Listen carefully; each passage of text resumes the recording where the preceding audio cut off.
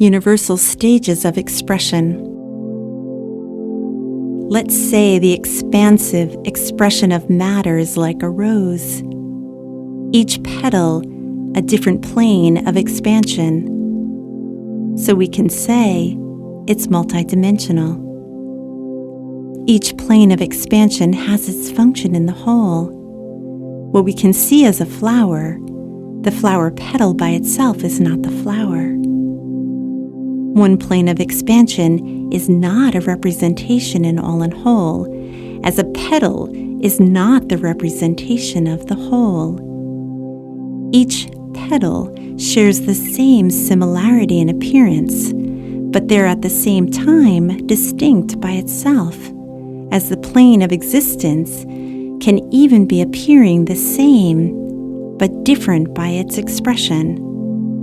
What we see as a dimension is more so an expression that makes the whole a beautiful flower of expressions. If an expression can thrive on one plane, as you see as a petal, one expression can expand in one plane and maybe not in another plane. So one expression can expand on one plane, but on another hand cannot expand necessarily on another plane.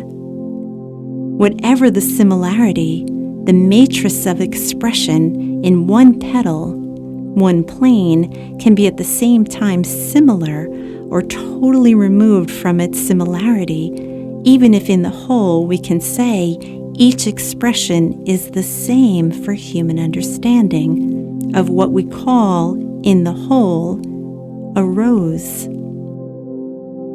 Therefore, to comprehend, we have to remove our human understanding and our main wondering, which is for the human grade of understanding of a reasoning for the why.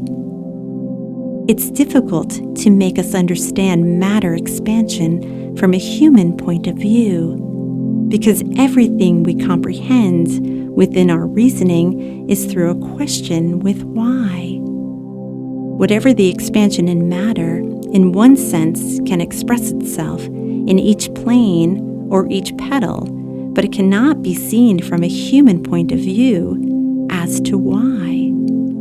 As an example, if an individual expression as me or you expands the self in one dimension, one plane, one petal as you want to qualify, expressions cannot be quantified of human understanding of what expansion is.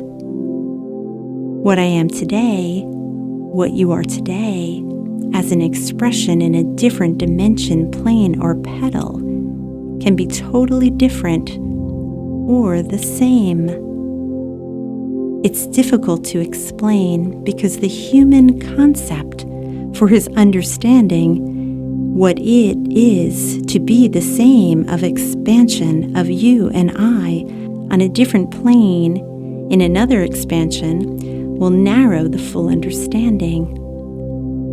What we see as an understanding of our present expansion is in a frame, where in the reality, for the expression of matter, there's no such thing as a frame. What you are in your present plane of expression, dimension, can be the same or absolutely removed from what you are in another dimension. As much as you were yesterday, are today, and will be tomorrow, in what you can expand, it can be on another plane as a flying bird in the sky, swimming fish in water, stationary rock on a mountain. But also, it can be in the same way a mist of gas, an ion, or cosmic dust, expanding on the universe of another plane.